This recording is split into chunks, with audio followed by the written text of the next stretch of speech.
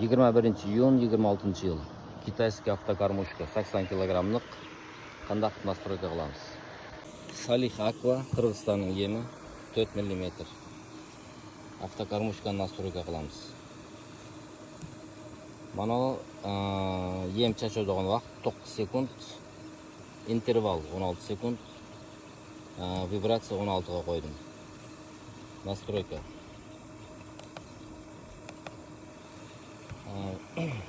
Azanda 8'den 1 minut o'tganda 8'den 3-4 kuchay 2 minut qo'ydim. 2 minutda bu 10 kilogram yem chachib beradi ekan.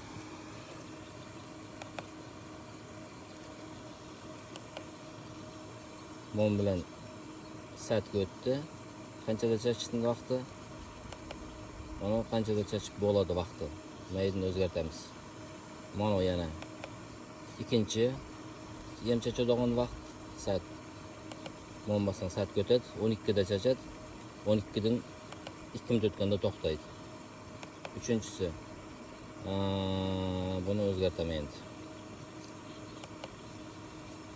Sat 6 ga qo'yaman.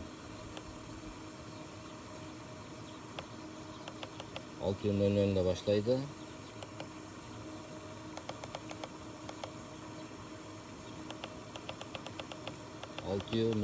da to'xtaydi. Короче, 2 minutning ichida 10 kilogram yem chachadi ekan. Men 3 vaqt chachaman. 3 vaqtda 10 kilogramdan 30 kilogram oladi. Настройканы bo'lgandan keyin mana knopkani bosamiz.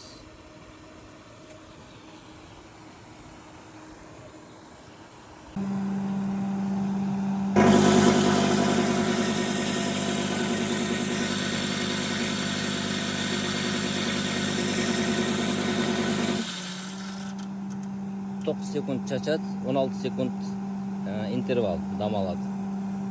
Vibratsiya 16.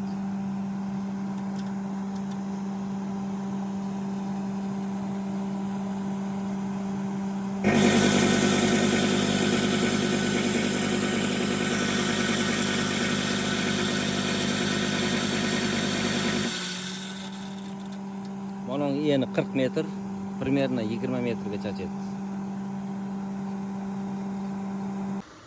Настройка har avtokarbuşkada har xil bo'lishi mumkin.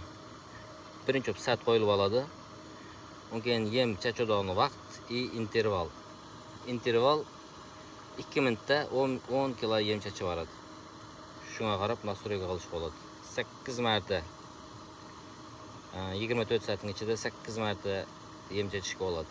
Men endi 3sini qo'ydim. Azanda 8, abitda 12, kechga 6 ga.